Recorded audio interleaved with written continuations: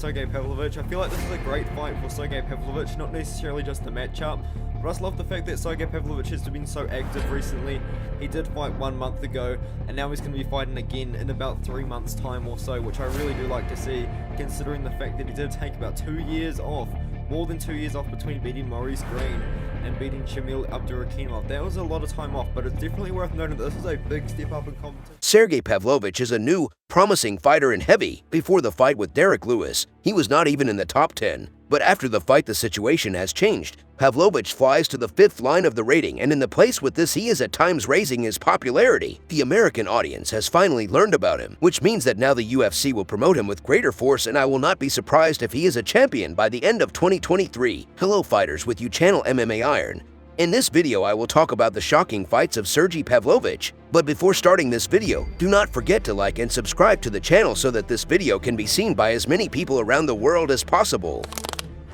Anyone who has just recently started watching Pavlovich's fights, he is a fighter with 1 knockout blow, and as soon as he holds a 5-round fight, all his skills will instantly disappear. But that's not entirely true. Before the UFC, he played in such a well-known organization as Fight Nights Global, where he repeatedly passed all 25 minutes of the fight, and he showed himself there at a high level. Also, in addition to the striking technique, Sergei has wrestling skills. He uses them less often than the punch, but in extreme cases he always uses it. And now you can sum it up a little. Sergei Pavlovich, you can say a complete fighter. He has striking technique, wrestling, endurance plus his extremely young age for heavyweight. He has all the prerequisites to become another champion from Russia. But now let's go directly to the analysis of some of his fights. As we all know, he has 17 fights, and we will obviously have something to discuss. Hard knockouts, spectacular performances, and much more await us in this video.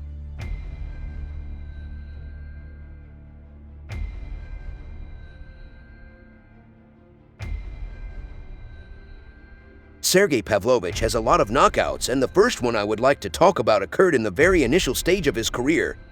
That is, in his debut. From the very beginning, he began to perform in the strongest Russian organization. If you think a little bit, you can understand what level of opponents he is there. Ребята, внимательно слушаем мои команды, правила не нарушаем. Область затылка, позвоночника, ударами наносим, локтями в голову не бьем. Также в голову не бьем позиции партнера, ногами и коленями. Всем все ясно? Я желаю вам удачи. Разошлись по углам. The fighters began the fight with the exchange of kicks. Each of the fighters had already managed to inflict damage after the initiative was finally intercepted by Pavlovich. He worked first of the numbers by punching hard juices on the jaw of his opponent. In the 3rd minute of the fight, he decided to make a takedown. Now he controls his opponent, but this did not last too long. He occupies the top mount and begins to connect his powerful ground and pound. His opponent somehow miraculously holds on and continues to survive. Sergei rises, but not for a long time. After a couple of seconds, he was again in a dominant position where he continued to break the face of his opponent. And it happened, the referee stops the fight and fixes the first victory of Sergei in MMA.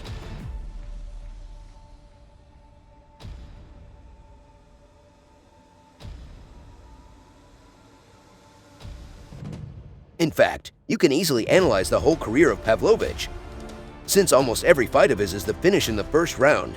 But we are here to talk about Sergei's diamond performances, and I was able to find another such fight. It was his 6th professional fight, and the previous one he finished also in the first round. This fight was no exception. Категория Сергей Павлович, Рубен Вольф. You're professional.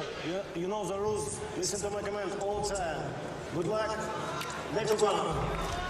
Sergei began the fight in the berserker mode. He did not shoot at his opponent and instantly went forward with a flurry of heavy blows. From the first series, the German managed to escape, but it was followed by a second, 3rd series of blows. Ruben was already sweaty, and after the next hits, Ruben Wolf refuses the fight, and thus Sergei Pavlovich records another knockout in his asset.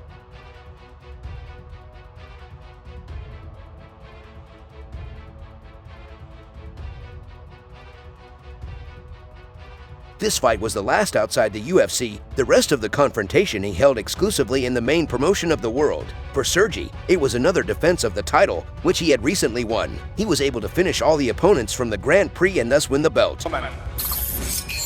This title fight can go about the 5 round of a hard fight. Please show the people performance like fight like this deserve, okay? Fight fair, fight well, and always for win. Бойцы, покажите лучший и честный бой. Поздравляет Good luck in the fight. The beginning of the fight turned out to be the calmest in the entire career of Pavlovich. The fighters were in no hurry. Seidnikov worked as the first number, trying to reduce the distance and conduct a series of accurate hits, but Pavlovich kept him at a distance and caught him with a jab. Each of the athletes did not hit badly. Then Kirill will get the jab. Then Sergei, and so on the first half of the first round, until the last. It was not clear who was leading in this fight, until Pavlovich put an end to this issue. On the advice of his corners, he punches a jab plus a hook that tightly cuts down Kirill. The finishing was symbolic. After this fight, Sergei was waiting for a new stage in his career, a transition to the main promotion of the world.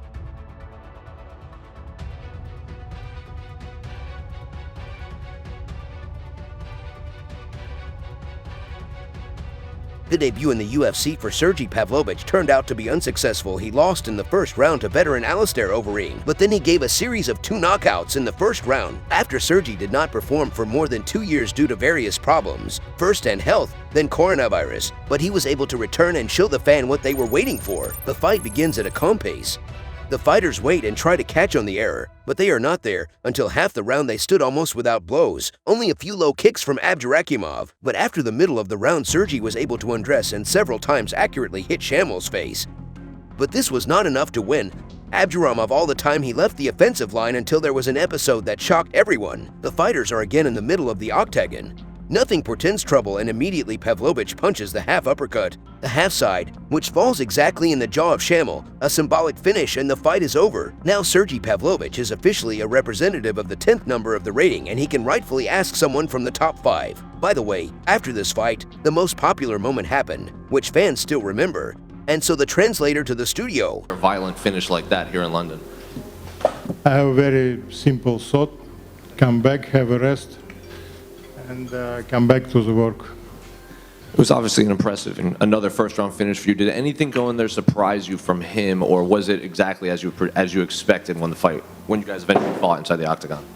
My opponent is a very experienced guy, and it was big preparation for this fight. I prepared for 3 rounds, but knockout comes when it comes.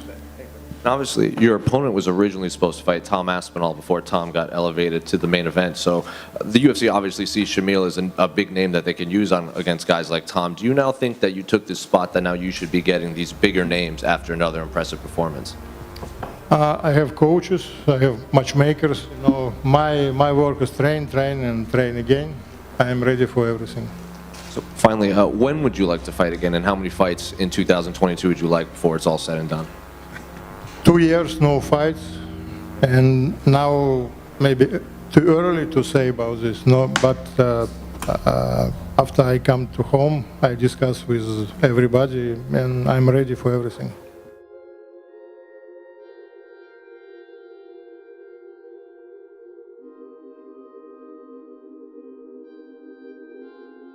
Sergei decided not to stand idle for a long time, especially since he was given by opponents who is on the 5th line of the heavyweight, and it would be foolish to refuse such a fight. This fight took place in Dallas, where most of the fans naturally rooted for the American Derrick Lewis, but Sergei had to upset them.